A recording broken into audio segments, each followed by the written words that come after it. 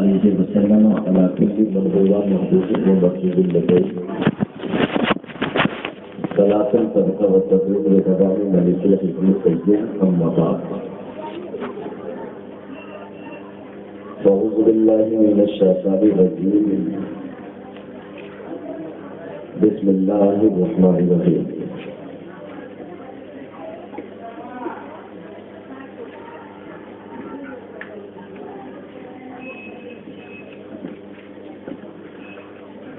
فاتبعوني يحببكم الله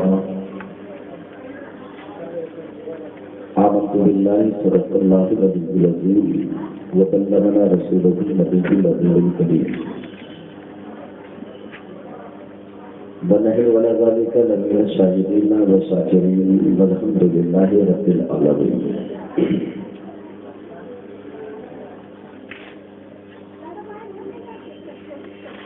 إن الله وملائكته يصلون على النبي يا أيها الذين آمنوا صلوا عليه وسلموا تسليما. اللهم صل على سيدنا شفيعنا حبيبنا مولانا محمد بارك وسلم صلى عليه صلاة وسلام عليك يا رسول الله صلى الله تعالى عليه وسلم.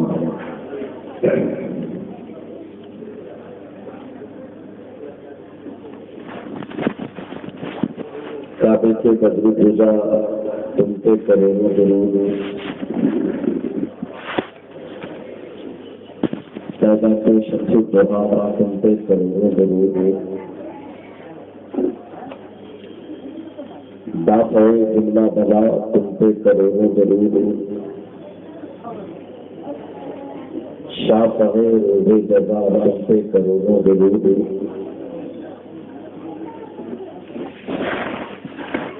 और कोई क्या तुमसे निकाबू बना जब न खुदा ही छुपा तुमको करोगे जरूर, काम वो लीजिए तुमको जो राजी करे, ठीक है नामे रजा तुमको करोगे जरूर. मोहतरम हज़रात,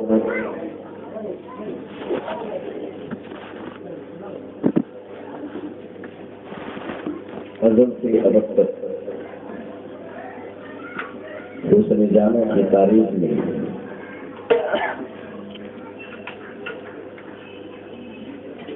लिसाने अरब से लिसाने अजम तक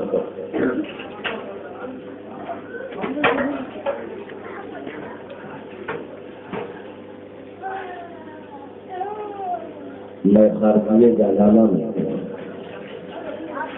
अपने आप को बना करने के बाद भी कोई ये न कह सका ठीक इस तरह मैंने मुस्तफा की तारीफ की है जैसा कि मुस्तफा की तारीफ करने का हक है. इस दिन में आका की वो रिवायत याद आती है जिसमें मुस्तफा जाने रहमत ने खुद फरमाया है, रातों रात सजदा करने के बाद, रातों रात याद इलाही में अपनी जिंदगी को मसरूफ करने के बावजूद भी आपने फरमाया था, माँ अरब नाता इसका मादा सकीता क्या ना मैं तुझे न पहचान सका जैसा कि तुझे पहचानने का हक है.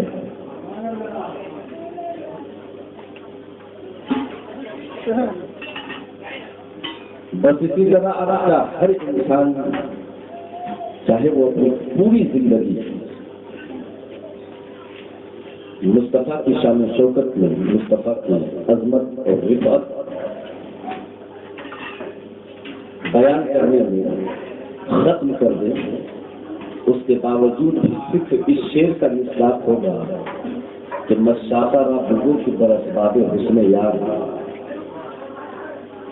मशाकरा बुज़ुर्ग की बरसबाबे हुस्न यार, चीजें बुज़ुर्ग कुलत के तमाशा बना रही.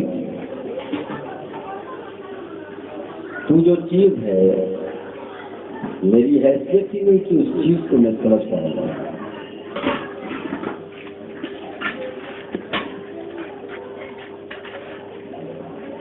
तेरा जौहरे नायाब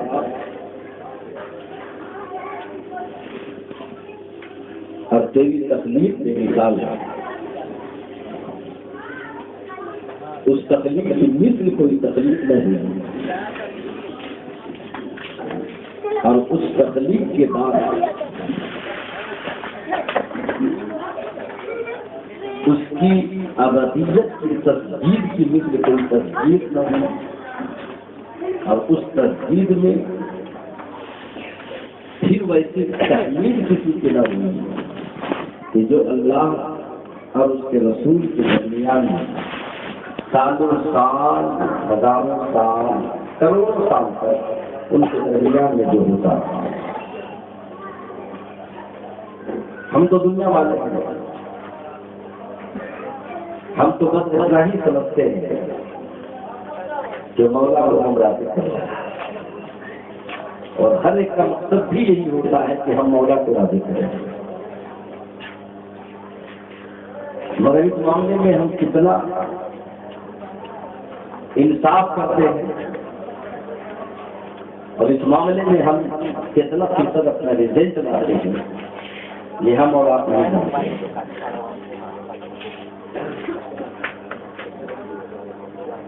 जबकि दुनिया के बारे में अल्लाह रब्बुल इज्जत ने क्या बजा गुरूर का लफ्ज़ इस्तेमाल किया, धोखे का लफ्ज़ इस्तेमाल किया। आदि से करीबा में यहाँ तक के कुत्ते का लफ्ज़ इस्तेमाल हुआ। अहादी से करीमा में यहाँ तक के एक धोखा देने वाली चीज का कि मुस्ताद का इस्तेमाल हुआ। मगर आज हम उसी दुनिया में घूम रहे हैं और फिर इसका नतीजा क्या निकलता है वो हम भी नहीं जानते।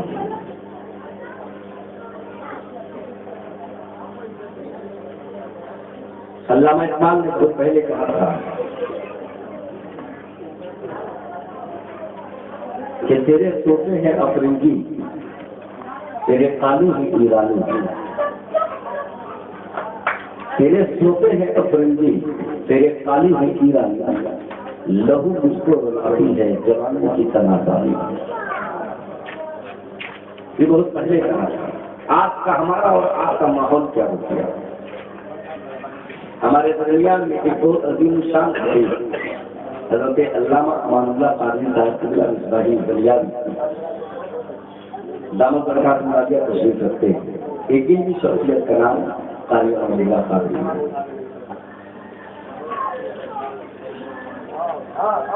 एक शख्स है मजनू, एक मजनू है। मजनू उसे कहते हैं जो किसी की मोहब्बत में और किसी के प्यार में अपना सब कुछ तैयार किया हो, उसे मजनू कहते हैं। मजनू की दो किस्में हैं। एक वो है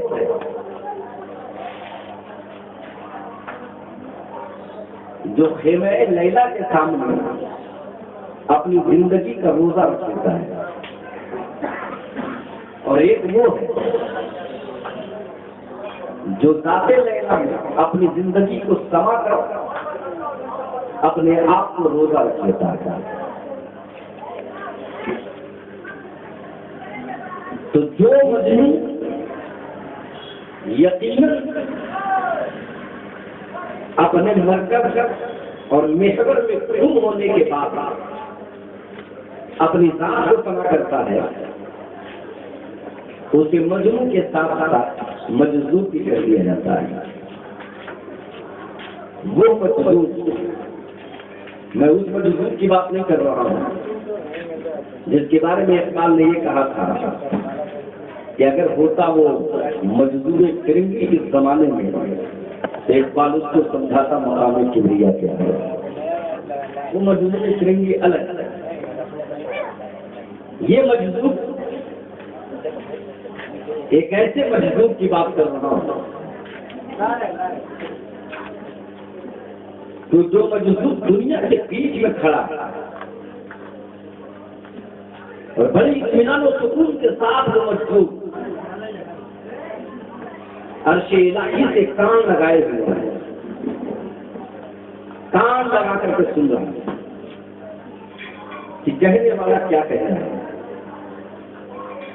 अर्शे इलाही से अपना कान लगाए हुए वो सोच रहा है कि क्या कह रहा है। एक जवान उसी रास्ते से गुजरता है, कहता है मजदूर क्या बात है कि तू बहुत देर से यहाँ खड़ा नजर आता है, आखिर क्या तू सोच रहा है, वजह क्या है। मजदूर ने कहा अरे भाई जाने दो, ये मेरा काम है, मुझे करने दो,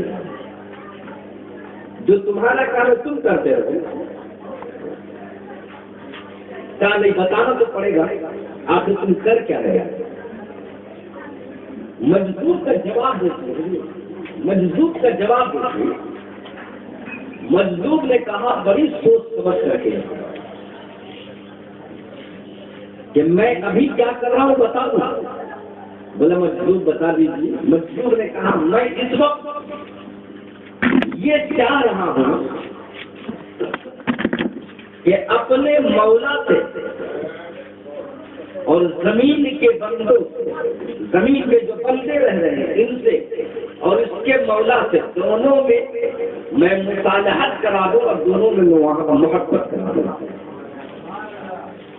मजदूर कहता है कि मैं चाहता हूं कि अब्द और माबूद में रिश्ता उस्तवार करा दूं,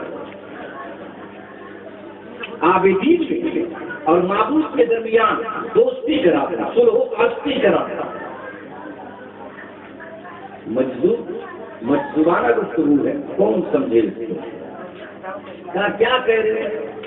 मैं ये चाह रहा हूँ कि बंदे और अल्लाह में दोस्ती हो जाए। बोला अच्छा ठीक है तुम चाहो ये काम करो। थोड़ी देर के बाद वो नौजवान फिर आता है और कहता है बाबा कहाँ तक पहुँचे, बाबा कहाँ तक पहुँचे, क्या दोस्ती हो गई है, क्या मसालहत हो गई है, क्या दोनों के दरमियान अब्द और माबूद में क्या दूरियां खत्म हो गई, दोनों में दूरियां खत्म हो गई।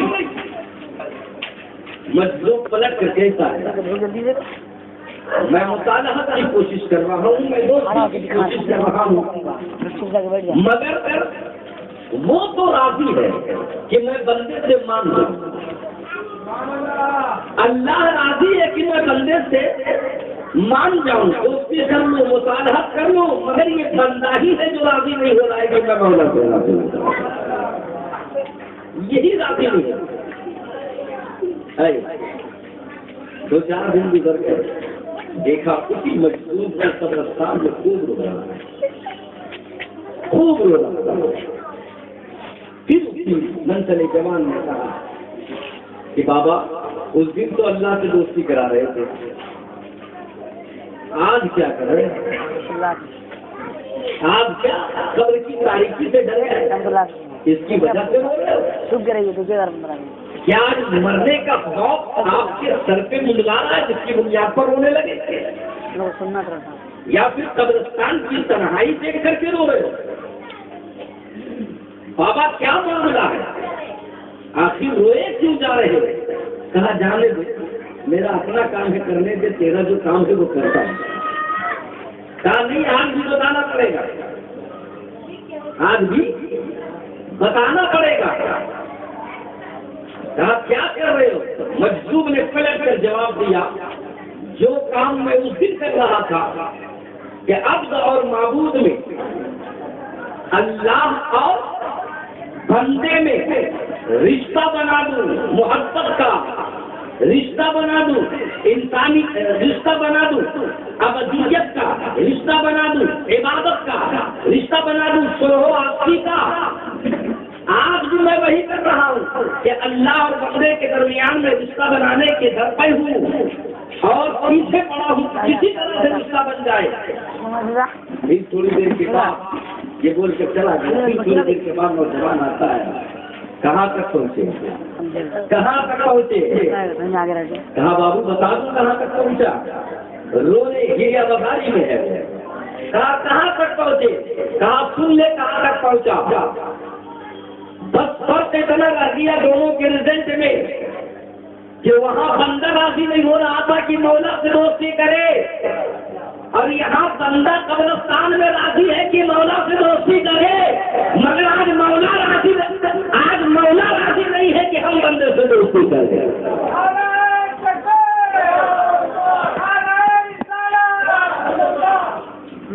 उस दिन में और इस दिन में यही फर्क है। दुनिया में जिंदगी गुजारना, दुनिया में जिंदगी गुजार कर जो मौला का कुर्ब पा लेता है, ये है मौला से दोस्ती। और जो अपनी मौला की दोस्ती को नहीं चाहता है और दुनिया में की रंगीनियों में वो फंसा रहता है, तो इस सतह पर वो इंतकाल कर जाता है। तो अब तो बंदा चाहता है कि किसी तरह से मौला मेरी मग़फ़िरत फरमा दे, मगर अब मौला कहता है कि तेरे आमाल का जमाना खत्म हो गया,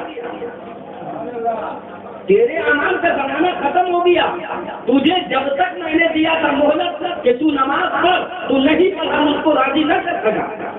तुझे मोहलत दिया कि रोजा रख, तू नहीं रख सका, मुझे राजी न कर सका।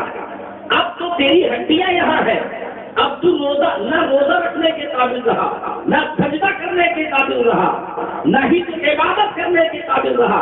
अब ऐसा हो ही नहीं सकता है कि कोई इबादत तुम करो और मैं उसे कबूल करूं। जब तुझसे इबादत ही नहीं है तो मेरी कबूलियत का दर्जा क्या है?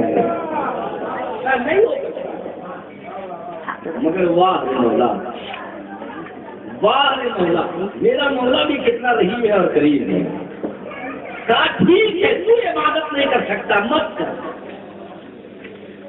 तू इबादत नहीं कर सकता, मत कर। तेरे गुनाह बहुत बड़े बड़े हैं, क्यों नहीं अपनी जगह रखने दे। मगर मैं एक बहाना जरूर लाऊंगा, रहमत हक बहाना नहीं जोए। अल्लाह की रहमत बहाना ढूंढती है। कोई अदा को पसंद हो जाए, कोई अदा को पसंद हो जाए। अब मौला ने कहा ठीक है, तेरे नाम आए अमल में तो कुछ नहीं है, चल ठीक। अब तेरा बच्चा अगर कुरान पढ़ेगा तो मैं उसके सदके में तुझे बख्श दूंगा।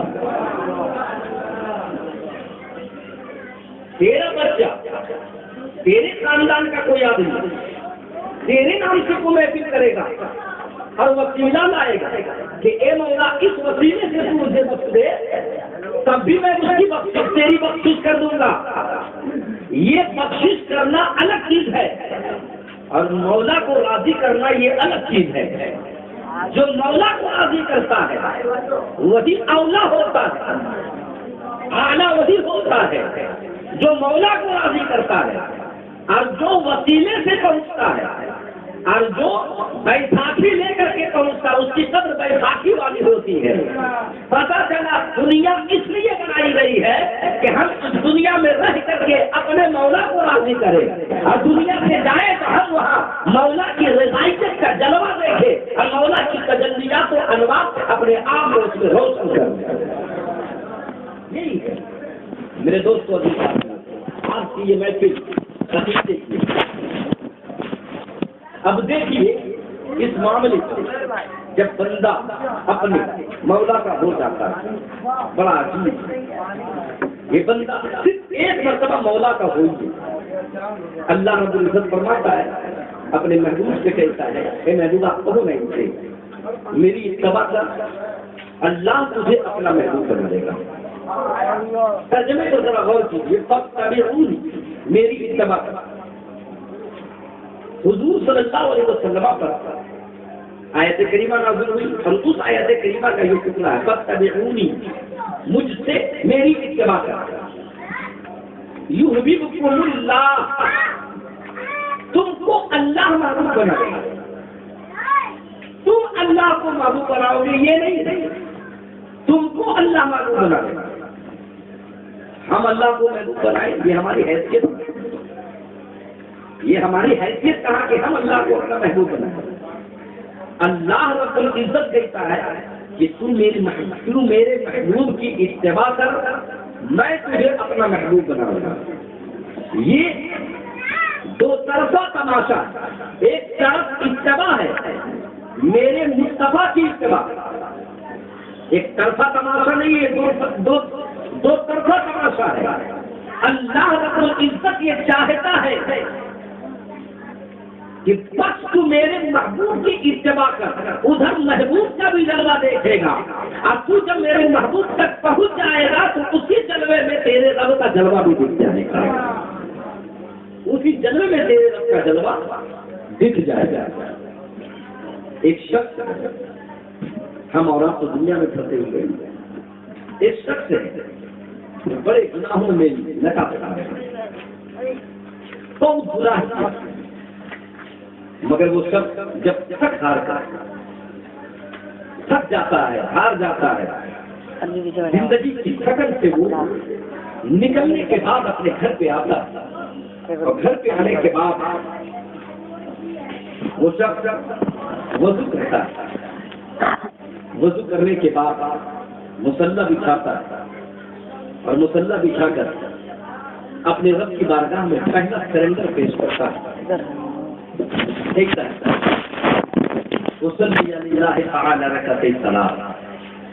मैंने नियत की है मौला नमाज पढ़ने की, तेरी बारगाह में झुकने की,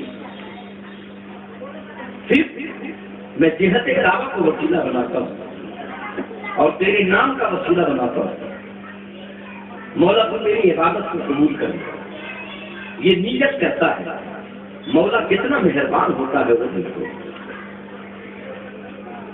अभी वो नियत के लिए हाथ उठाता है कि मौला फरमाता है, जो दोनों फरिश्ते होते हैं, दोनों कांधे पे दोनों फरिश्ते होते हैं, दोनों फरिश्ते से मौला कहता है, ए फरिश्ते तुम लोग क्या कर रहे हो? कहा मौला मैं तेरे बंदे का जलवा देख रहा हूँ। करते क्या हो? दोनों फरिश्तों को हुक्म हुआ, तुम दोनों को हुक्म मैं देता हूँ कि जरा मेरे बंदे को जो मेरी बारगाह में झुकने के लिए आया है, इसके सर से लेकर पांव तक जितने गुनाह हुए, इन सब गुनाहों को, यहाँ तक कि आंख की पुतलियों में जो बसे हुए गुनाह है, उंगलियों के नाखूनों में जो घुसे हुए गुनाह है, पोरे में जो बसे हुए गुनाह है, अंग में जो बसे हुए गुनाह है, रब फरमाता है मेरी बारगाह में सरेंडर कर रहा है। ऐसा कर कि इसके तमाम गुनाहों को निचोड़, इसके तमाम गुनाहों को निचोड़। एक इसकी मुठली बनी,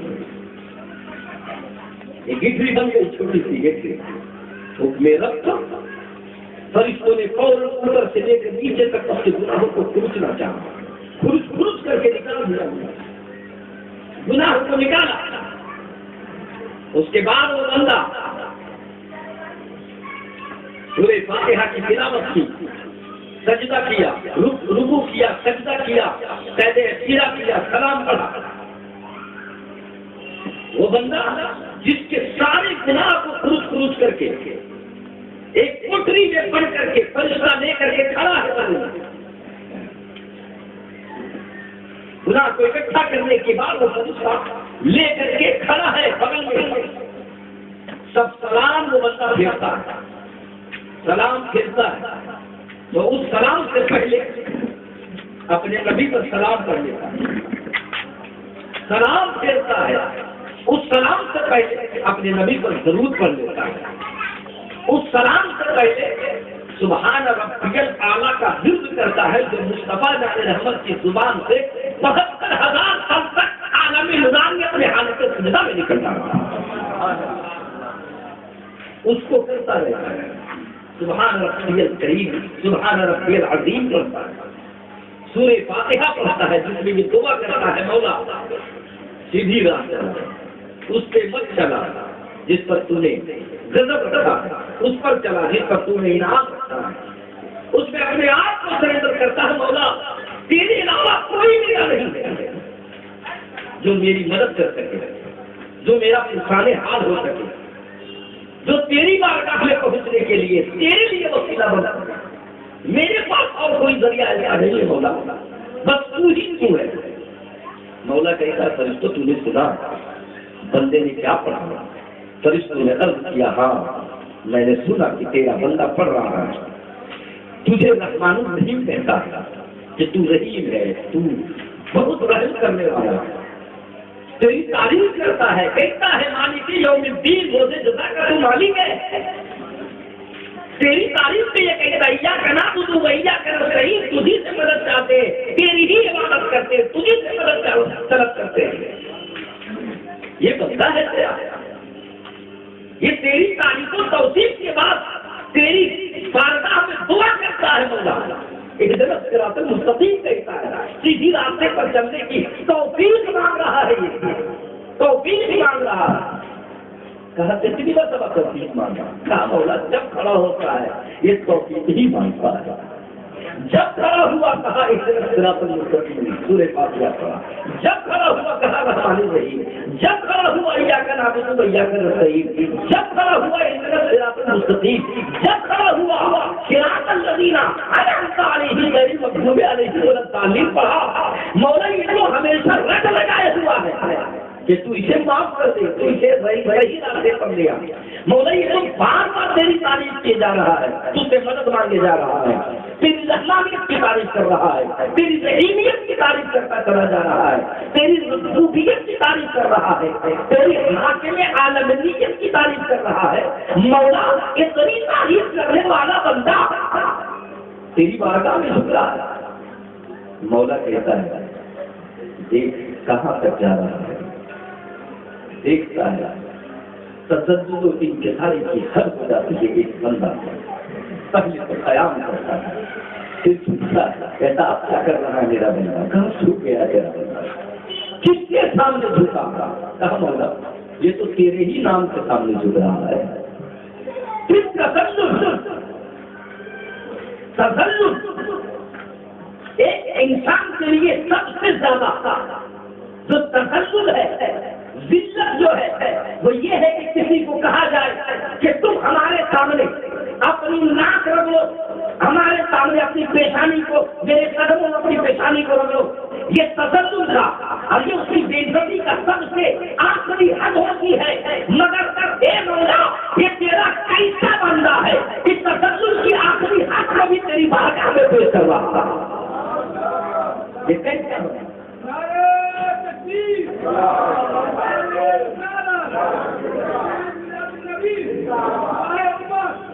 ये तसल्लुल की आखिरी हद को भी तेरी बारगाह में पेश कर रहा है।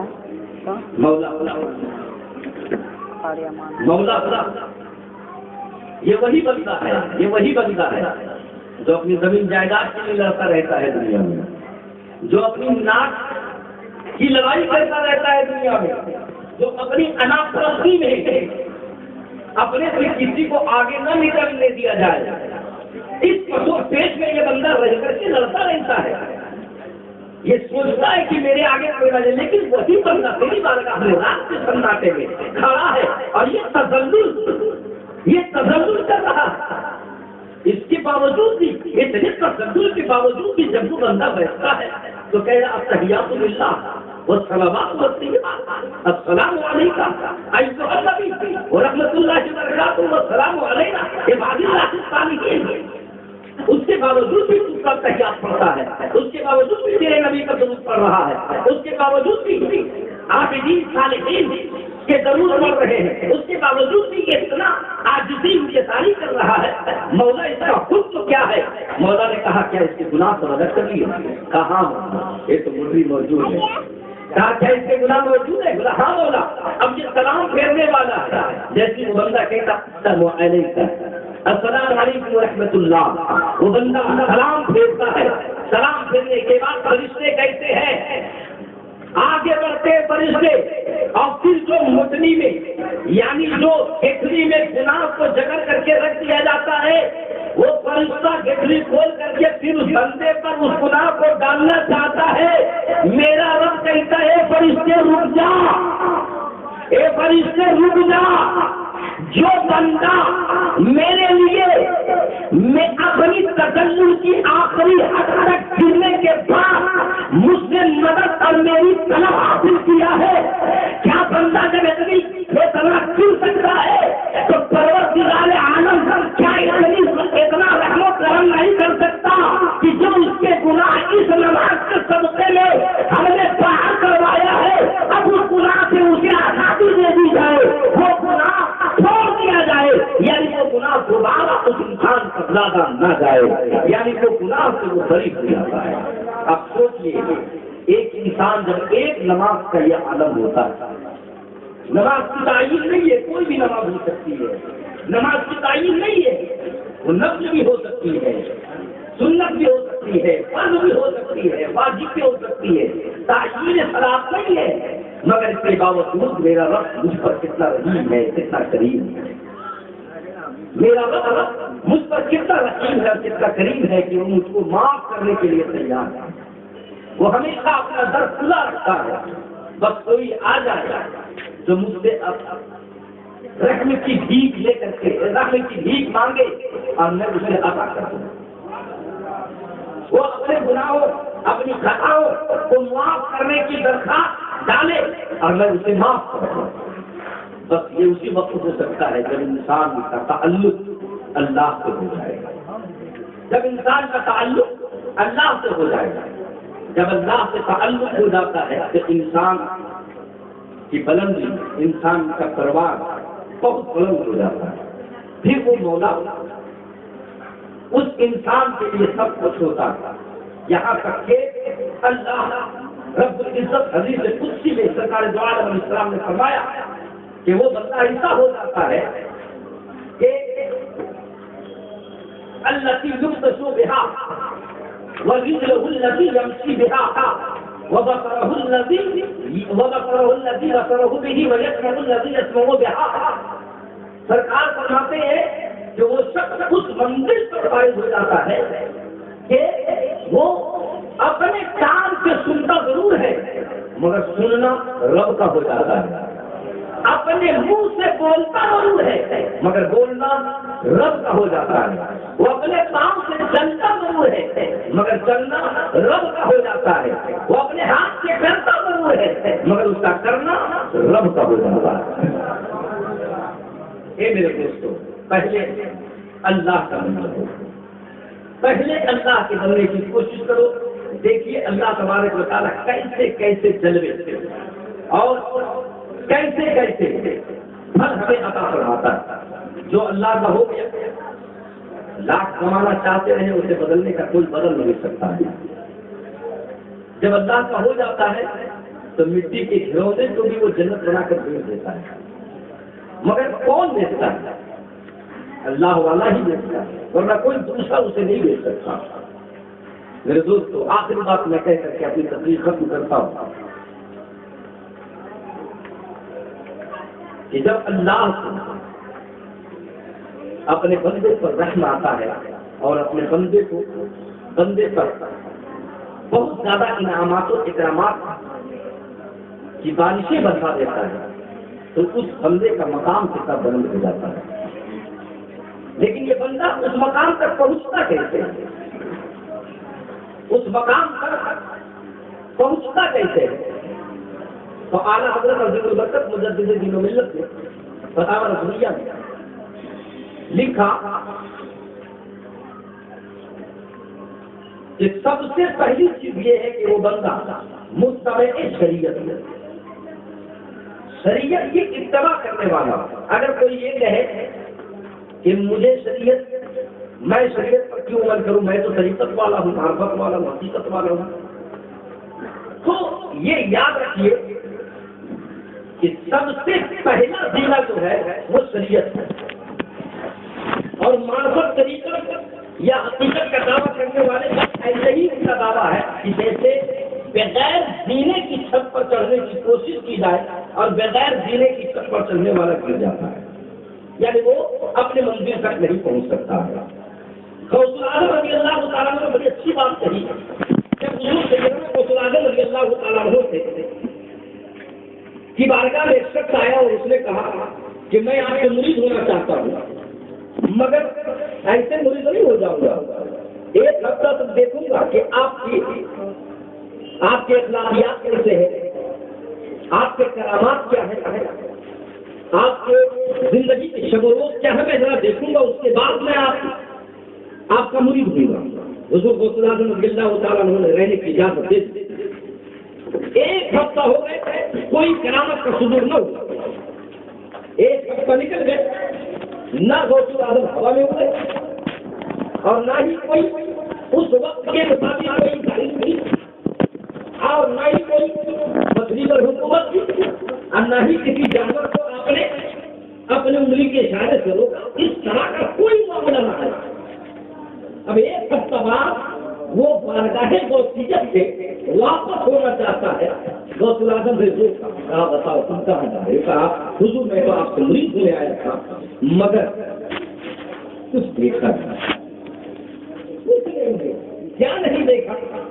हुजूर ताज्जुब से जो मेरी नजरों को खेला कर दी, जो मेरे जहन को परेशान कर दे, ऐसा कुछ नहीं देखा, ऐसा कुछ नहीं देखा। देखने वाले ने देखा, सब कुछ नहीं देखा, अच्छा तो कुछ नहीं देखा। बोला नहीं, तो बोला फिर क्या प्लान है? बोला मुरीद नहीं होगा। नारे तकबीर। गौसुल आज़म ने फरमाया तुम्हारा प्लान क्या है? सब कोई चीज है ही नहीं, प्लान करेगा। मैं जाता हूँ वापस। हुजूर सैयदी गौसुल आज़म रज़ियल्लाहु ताला अन्हु ने बड़ी अच्छी बात कही। क्या बोला? ये बताओ, हफ्ते भर में कोई भी नमाज सुनने मेरी बगैर जमात यानी कि तकबीर ऊला के साथ छूटते हुए देख? कहा नहीं। कहा फजर की नमाज हमने कभी ज़ोहर में पढ़ी? कहा नहीं। कहा मैं कहा नहीं। हुजूर गौसुल आज़म रज़ियल्लाहु ताला अन्हु ने फरमाया कि तो सबसे बड़ी करामत का नाम जो है कि शरीयत का आदमी इत्तिबा कर ले, शरीयत पर जो अमल दरामद हो जाए, शरीयत पर मुत्तकी इत्तिबा के साथ शरीयत पर चला ले अपने आप को, यही दौर का सबसे बड़ी दौर की सबसे बड़ी करामत है। और जिसमें ये चीजें मौजूद हो, सिर्फ ये चीजें मौजूद हो कि वो फराइज़ की अदायगी की जमाने में मुकम्मल इत्तिबा के साथ और मुकम्मल पाबंदी के साथ अगर वो कर लेता है तो मेरी नजर में भी वो नहीं होता है। इसलिए यही सबसे बड़ा मुश्किल काम है। मेरे दोस्तों और साथियों, अपने ताल्लुक को अल्लाह से जोड़िए और अल्लाह से जुड़ने का एक ही रास्ता है कि मुस्तफा फरमाते हैं फत्तबिऊनी, मेरी इत्तिबा करो, अल्लाह तुम्हें अपना महबूब बना देगा। इन्हीं चंद दिनों के साथ मैं अपनी बात को खत्म करता हूँ। अल्लाह ताला अपने हबीब करीम अलैहिस्सलातु वस्सलाम के सबको फैल में हमारे गुनाहों की मग़फ़िरत फरमाए और हमारे कहने लगे किसी किस्म की गलती कोताही हो गई है तो मौला अपने फज़्ल करम से उलमाए वसीलत के वास्ते से मेरी खामियों को माफ़ फरमाए। वाक़िर दावाना अनिल हम्दुलिल्लाहि रब्बिल आलमीन।